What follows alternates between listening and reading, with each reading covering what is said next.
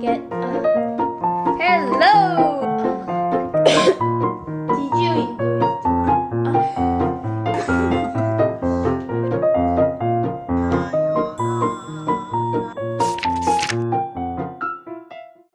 One night, 2 days before Christmas, it started to snow. All night it snowed and snowed and snowed and snowed and snowed.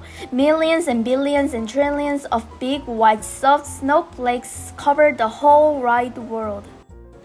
When morning came, it was quite amazing to see just how much snow had fallen. All the houses, all the trees, all the roads, and all the fields were covered. It was almost as if a huge white blanket had been gently laid over everything. Everywhere you looked was white. And then the sun came out, and so did the children. They were all dressed up and muffled up, wearing skirts and woolies and gloves and boots so that they wouldn't catch cold. All the children were so excited to see so much snow, which isn't surprising really, because there was more snow than they ever seen before. Some of them went on their sleds, racing down the hills. Some of them who didn't have sleds threw snowballs at each other. One little boy even made a snowball that was as big as himself, and some of the children made snowmen. Then it was Christmas Eve. The children all went home early so that they could go to bed early so that they could get up early to see what Father Christmas had brought them. But that particular Christmas Eve, Father Christmas was in trouble. And the trouble was that it had snowed so much that Father Christmas was stuck. Well, and truly stuck. There was so much snow that his reindeer simply couldn't pull his sleigh pile high with all the presents that he had to deliver to all the children. Oh dear, thought Father Christmas to himself. Oh dear me, what am I to do?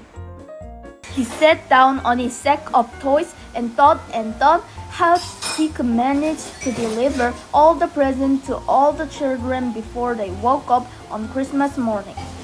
Oh dear me, he said out loud and sighed. Now, it just so happened that Father Christmas had got himself stuck just beside a snowman which one of the children had built. And that gave him an idea. A good idea. A very good idea. A very good idea indeed. How would you like to help me? He asked the snowman.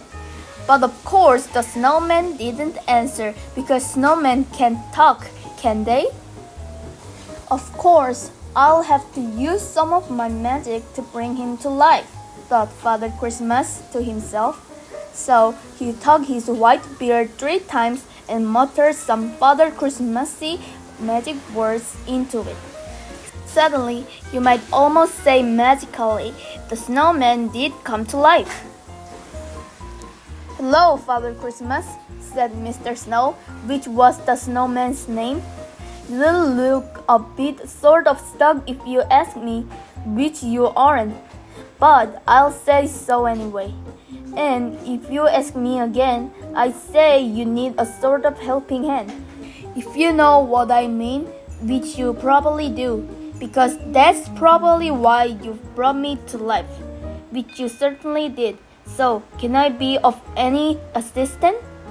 Mr. Snow, as you might have gathered, was a rather talkative sort of snowman. Exactly, beamed Father Christmas. Let's get started. And start they did. Mr. Snow gave Father Christmas an enormous push, and off they went. They divided the work between them. It was Mr. Snow's job to make sure that all the right toys for all the right boys and all the right toys for all the right girls were put into all the right sacks. It was Father Christmas' job to make sure he took all the right sacks down all the right chimneys and delivered all the right toys to all the right boys and all the right toys to all the right girls. Snow and Father Christmas made sure that Susan got her teddy bear. Mr. Snow and Father Christmas made sure that Peter got his train.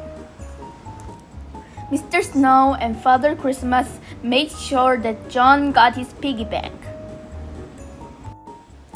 Mr. Snow and Father Christmas even made sure that little Jane got her squeaky pink elephant to play with in the bath. And then, all of a sudden, they discovered that between them, they finished. I'd like to thank you very much indeed for helping me deliver all the right toys to all the right boys, said Father Christmas, shaking Mr. Snow by the hand. Not forgetting all the right toys to all the right girls, replied Mr. Snow, shaking Father Christmas by the hand. And now I'd better turn you back into a snowman again, said Father Christmas. Thank you again and goodbye. My pleasure, smiled Mr. Snow.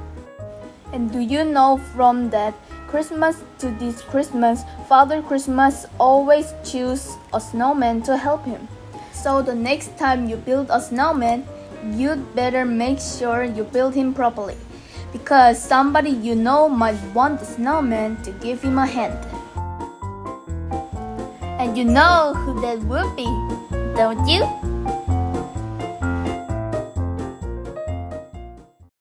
Did you enjoy this story? I have one quiz. What present did little Jane got? Answer in the chat. Bye bye.